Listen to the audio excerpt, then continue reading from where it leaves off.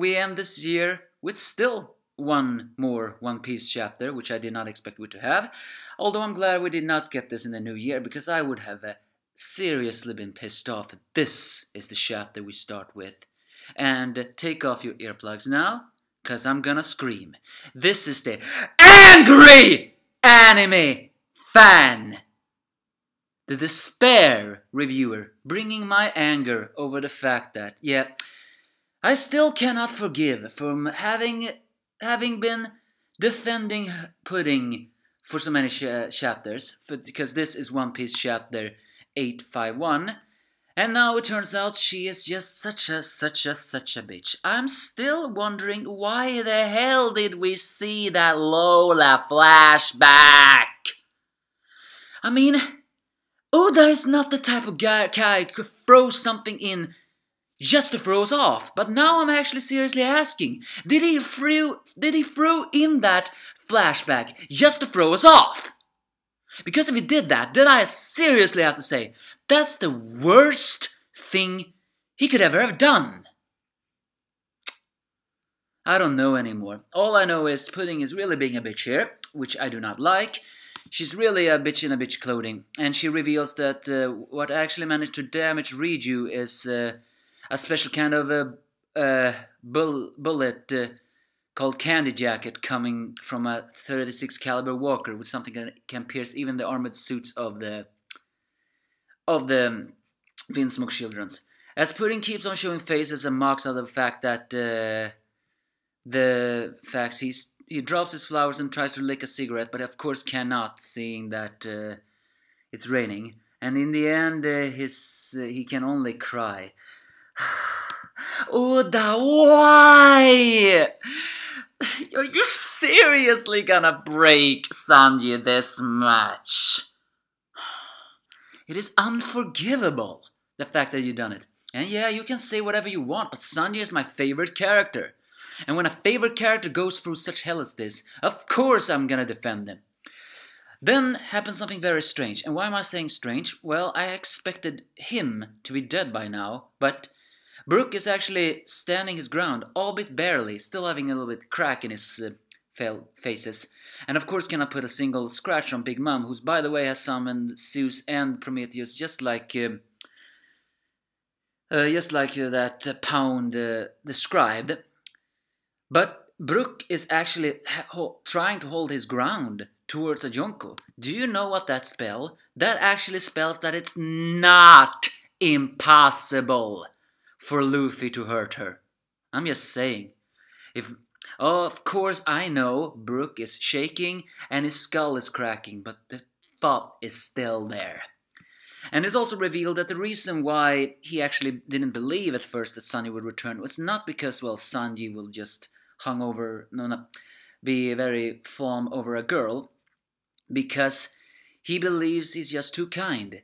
He knows he will sacrifice himself for anyone's sake. He wouldn't budge.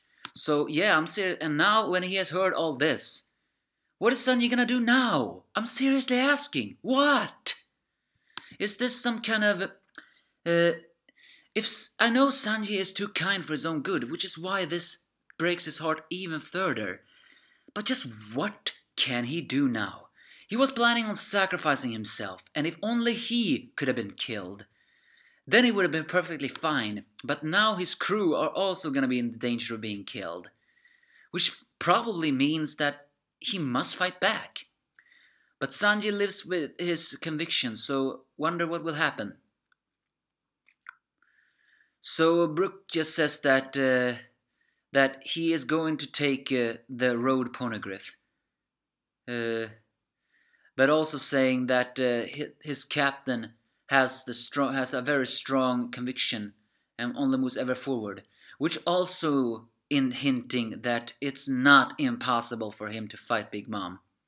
The fact that Big Mom only fights with her two homies is actually a hint for me. Actually a hint that she may be hiding something.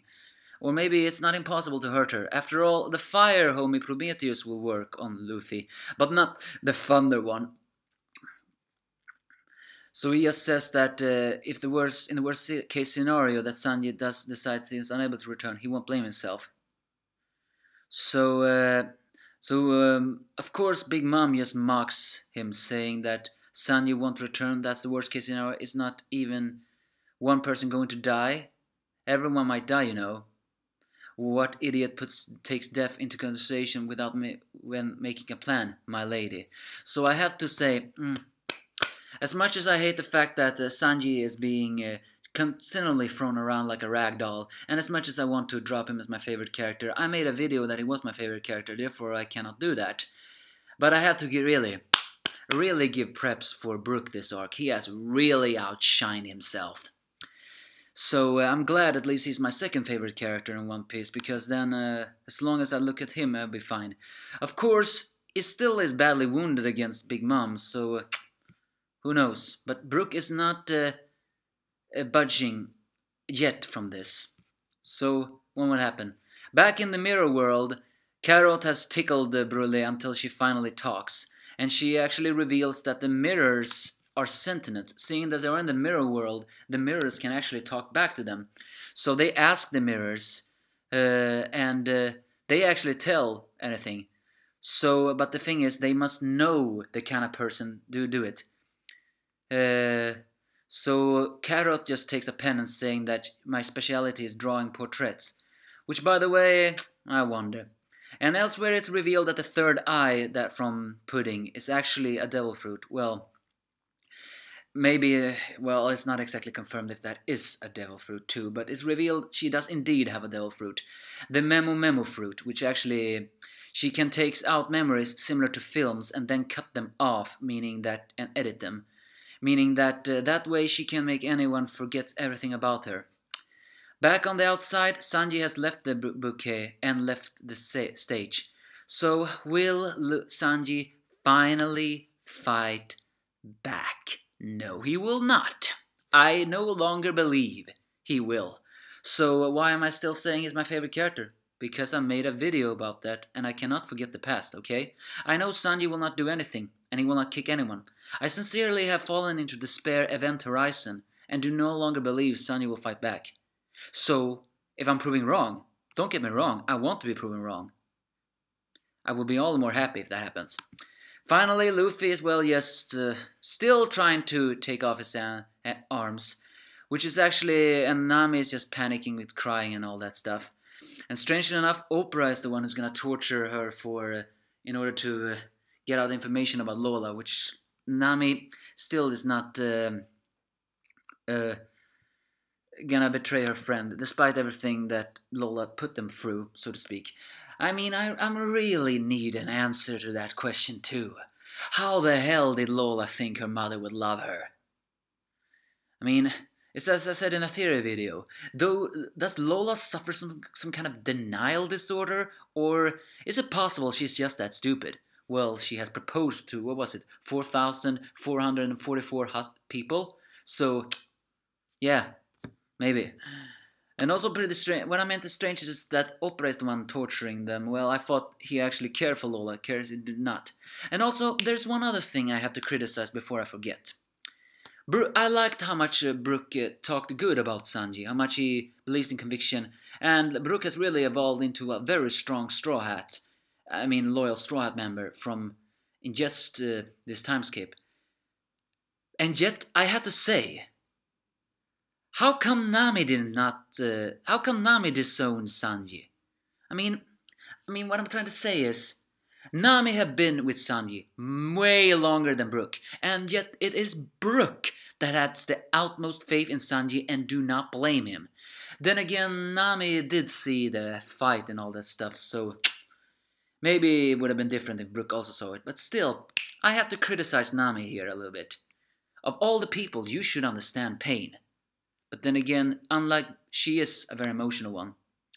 So finally, this chapter ends pretty good. It also ends in a pretty funny note.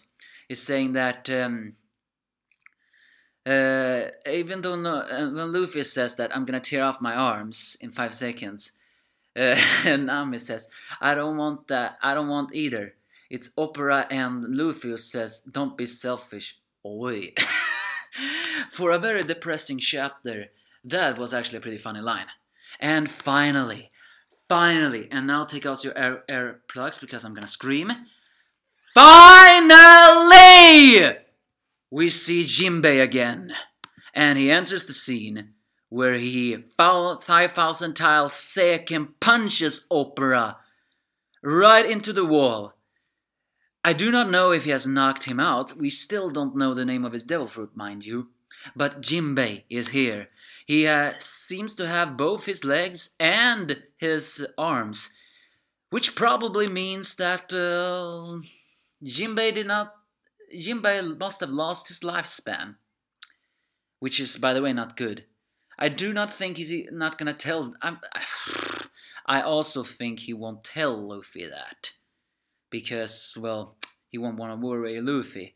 But if Luffy hears that both Jinbei and Pedro have lost lifespan, oh, I'm telling you, he will not be stopped until he dies. So finally Jinbei is here, and finally a counterattack. Now please, can we start the new year with a counterattack? At least something sort of a counterattack. Because I wonder what will happen now. Although, now we're gonna talk about something about Jinbei. As I said before, is it possible Jinbei has lost lifespan? Jinbei is currently around 45, was it 46 years old? I do not remember that roulette of Big Mom, but I have a thought she has very high numbers, so I don't know. There was also something else. There was some theorist, was it Joyboy theorist, who made a theory that maybe the wheel did not only symbolize legs, but also losing face. I mean, they did spread all those lies about Jinbei, which probably meant that he lost his honor, so to speak. But the fact is that Opera says you're currently forbidden from moving around in the castle, you know. This probably means that he must have fulfilled and left the crew. Or maybe it's just a hint of the tea party, who knows. Either way, Jinbei is here. Luffy has not ripped off his arms, as Nami can only cry tears of joy. Can the counterattack now start? Yes, please, please, please start. Although Brook is facing off against Big Mom, I know he can't win, but the fact that he's still alive is hinting that Luffy has a much greater chance.